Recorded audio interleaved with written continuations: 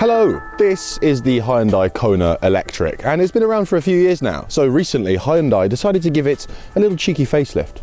Looks nice, doesn't it? And it is nice. Very nice. Extremely nice. But you know what's even nicer?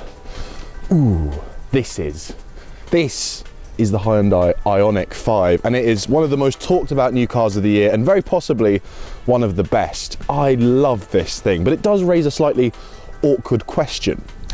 Does this make that a bit redundant? Is there still a place for the Kona in an Ioniq 5 world? And if so, where? Who is this car for? And who is that car for? These are the questions that we're going to answer in today's video. But before we do, please make sure to like and subscribe and leave a comment down below, because even if that comment just says, huh, it helps the channel grow. So this is the Ioniq 5, this is the Hyundai Kona electric, I can't feel my ears, and this is fully charged.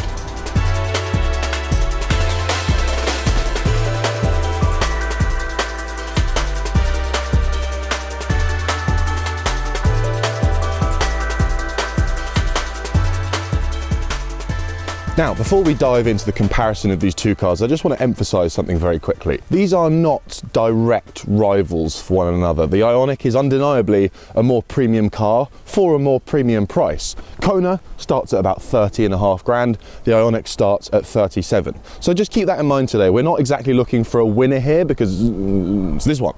What we're really looking to do is understand the unique pros and cons of each car, and if you're someone that is considering buying an electric Hyundai, maybe help you decide whether or not this one is worth the extra quiche. Shall we?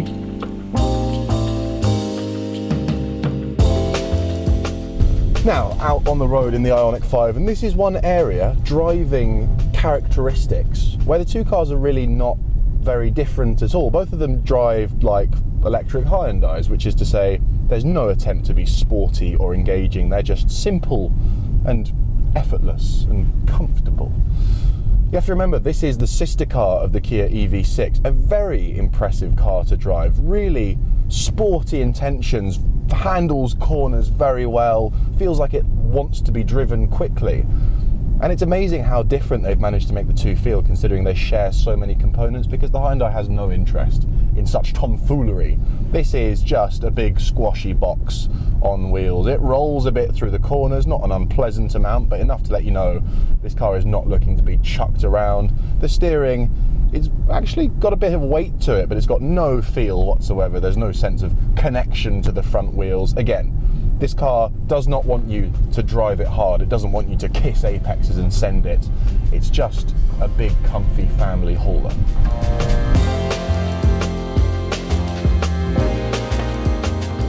Now, I said at the start of this video that this is not a versus, right? We're not trying to find the winner, because truth be told, the Ioniq is a more expensive and in many ways superior car, okay? It's not just that it feels a bit older in here, there's quite a bit more road noise. I think the ride is not quite as refined. It just feels like a slightly cheaper car, which is fine because it is. But that aside, it's still just a very impressive package. The fully charged crew are Kona obsessed. They love them because we had one for about a year. It was our primary camera car and it just got the job done. It never let us down. What do you really need in a daily driver electric car? If you're not looking to pay a fortune, you're really just looking for something that is pretty comfortable, simple to use, easy to live with, big range. Few things do that better than the Kona for the price.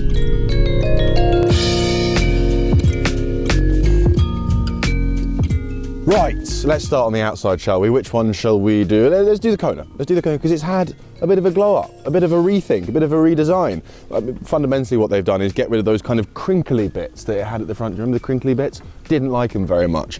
This is now much smarter looking for me. It's kind of unapologetically electric now. There was this kind of faux grille design thing going on the front and now it's all smooth. And I just think it looks an awful lot better. And again, proudly electric. It's noticeably electric from a distance, and that's helped by the, very obviously placed charge port right at the front of the car. I think this is quite a nice looking car now. It's still not a remarkable piece of design. It's not going to turn heads everywhere you go, but not everyone wants to do that. But they've had a little try, haven't they? And I think it's definitely smarter than it was, both front and back, with this facelift. However, if you like design, well, I mean, what can we say about this car that hasn't even been said yet? It is just a phenomenal looking thing. We still can't believe that this is the production car. I remember when they unveiled it last year and we were like, no way. It's like the Cybertruck when it came out. You're like, there's no way. There's going to be way worse than that when it finally comes out. And yet here it is, unscathed, exactly how it looked in the pictures. It is spectacular. And cards on the table, when I did the EV6 a few months ago, I said that I liked the way that that one looked more. I think I like the way this one looks more. And I think I'll probably continue to say that about whichever one I'm stood next to at any given moment. But right now I'm certain that it's this. It is absolutely spectacular. What I have here is the rear-wheel drive big battery version of the Ioniq 5, which I think is probably the one to get. You want the big battery for the additional range. And the rear-wheel drive single motor one, it's plenty. That second motor, all it's doing is adding more power and taking away range from a car that, again, isn't especially sporty. If I punch it in this rear-wheel drive model, that's plenty. That is plenty for a family hauler like this. It's only 215 odd horsepower. It doesn't sound like a lot, but because it's electric and you've got that torquey shove right at the bottom, you'll never need more. You'll never need more than that in a car like this. This is the model to go for, in my opinion. Save yourself a couple of grand, stick to the rear-wheel drive model. You don't need the dual motor beast. Right, Hyundai Kona, driving. And first things first, we're on the runway section, so let's just do the obligatory thing here. And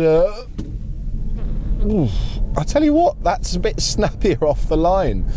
The equivalent of 200 horsepower this bigger battery version has, which is roughly the same amount of power that the Ioniq does, but this of course is a smaller, lighter car. And I just think the way they've mapped that throttle is perhaps not quite so refined, it's not quite as smooth off the line, but that does mean it feels a bit zippier actually. And what's fun about this car is if you floor it anytime, you immediately see traction control lights going crazy in the gauge cluster because it just wants to light its tyres up. It's a bit of a little thug, this thing.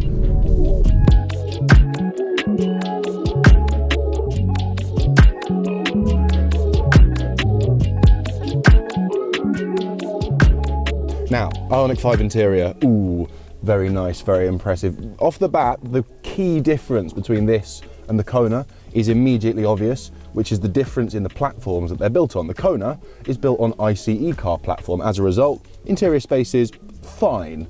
But the Ioniq 5 uses the EGMP bespoke architecture, the same platform that you find in the Kia EV6 and the upcoming Genesis GV60. As a result, while the car is only slightly bigger on the outside, it is twice as big on the inside. It's just so incredibly roomy in here. Car brands often like to talk about their interiors feeling like a living room in the press literature. This car actually feels like a living room. It actually do. It's so roomy. And the material quality is something that's very noticeable versus the Kona as well. This is another area where Hyundai made a conscious effort to really up their game with the Ioniq. They want to show that they can be a premium brand, that they don't want to just be known for value for money anymore. They want to have a bit of desirability about them. And in this cabin, there's plenty of that going around.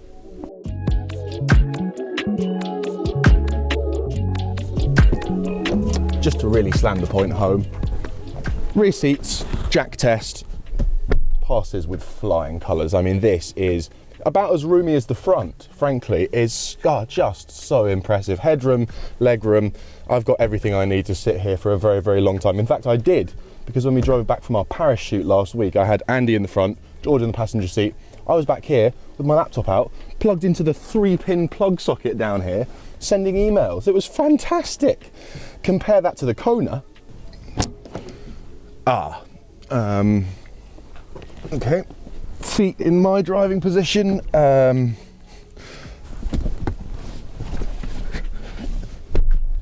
perfect. No, not a lot of space. Not a lot of space at all. I already can't feel my toes, and this is, I mean, for me, this is reason enough to spend slightly more on the Ioniq if you have the means. Forget about the design, forget about the fancy materials. Bespoke EV architecture, people. I've banged this drum many a time. All of a sudden you have rear seats that are properly usable. You have a significantly bigger boot. The Ioniq does have a much larger boot than the Kona. The Kona boot's slightly underwhelming. And there is no greater luxury than space, my friends. Anyway, let's get to the front.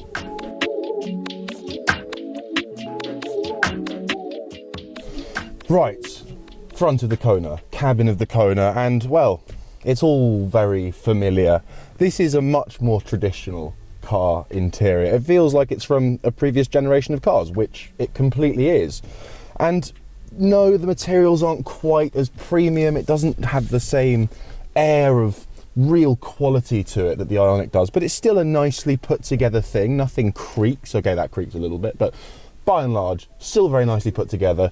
Drab but effective is how I would describe this interior. But actually, it's got the Ioniq beaten in a couple of ways. I think I potentially prefer these seats. The Ioniq seats are big, squashy armchairs, but on longer drives, things start to ache a bit. I feel a lot more fitted into this seat.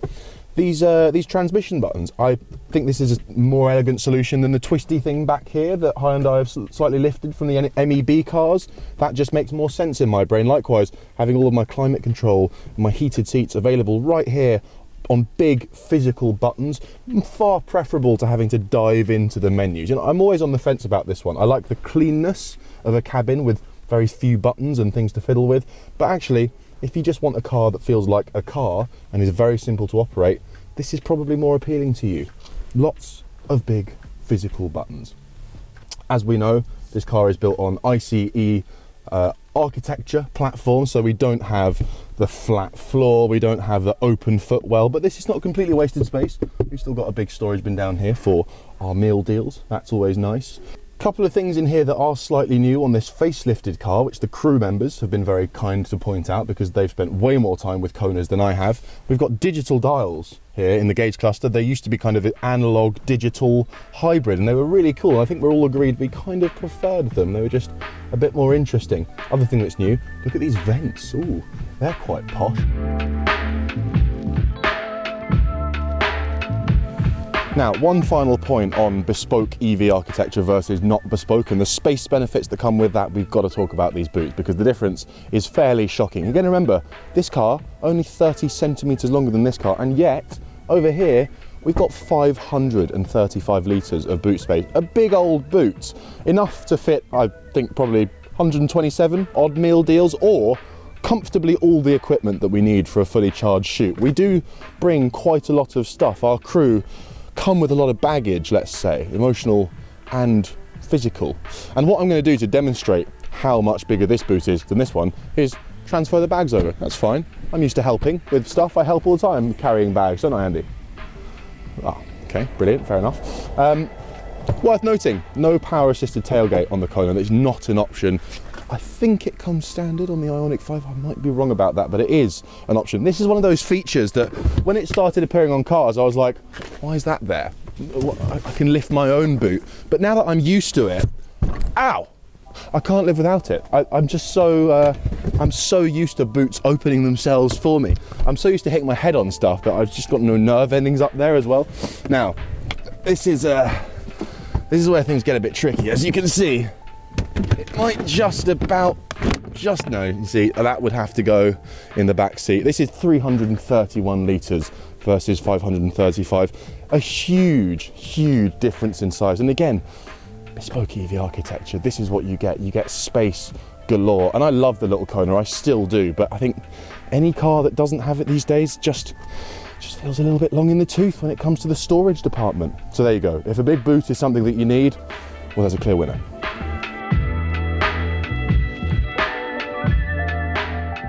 This car is not perfect. I've showered it in praise, but let me now have a quick whinge about something. Efficiency, not this car's forte, and you could probably guess that from the design. It's a big slab of a thing. It's got the drag coefficient of a barge going sideways, and as such, in the week that I've had it, I've been averaging about 2.7 miles per kilowatt hour. That's not very good. The Kona is up in the high threes. Robert's Tesla, as he never fails to tell me when he sees me, is up in the high 4s most of the time, almost 5 miles per kilowatt hour, which granted, Tesla are very good for that. And the upshot of that poor efficiency is that this big battery Ioniq 5, 73 kilowatt hour battery by the way, is probably good for about 270 miles of range, real world range, mild weather, if you drive it sensibly. Whereas the Kona, with the big battery, which starts at some £7,000 less and is only a 62 kilowatt hour unit, that'll do more. You'll comfortably get 280, maybe 290, maybe 300 miles because it uses its power more intelligently. It's a more efficient electric car. And I think for all its technological prowess, that inefficiency is a bit of a mark against the Ioniq.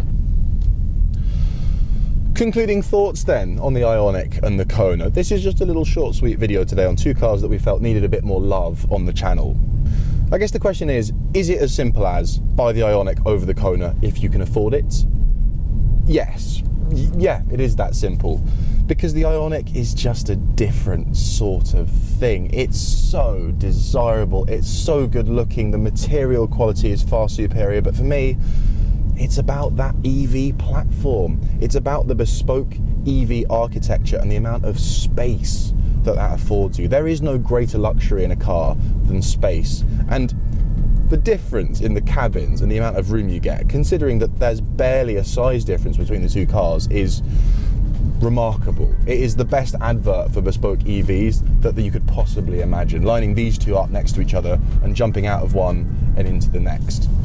But that's not to say that the Kona is redundant. It's not. It's still a fantastic little electric car, and it's quite a lot cheaper. So if the Ioniq is a bit out of reach, consider one of these. It gets the job done, albeit with slightly less wow factor.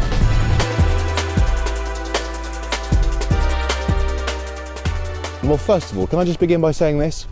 Bravo, Hyundai. I mean, it was only 5 years ago that I didn't really think much of anything about Hyundai as a brand, truthfully, but between this car and this car, it's a brand in the ascension. And actually, there are certain other car makers, I'm sure you can guess the ones I'm talking about, who aren't taking this electric thing as seriously as they should be. They're taking their sweet time, they're resting on their laurels, and they're in for a nasty shock in a couple of years' time, because certain brands, the Korean ones, for example, they've embraced electrification with both hands and they are surging up the rankings as far as I'm concerned.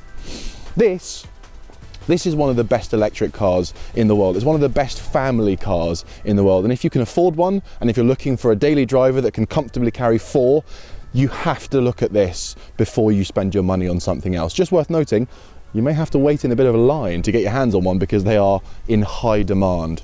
But that's obvious, you knew that, all the reviews say that.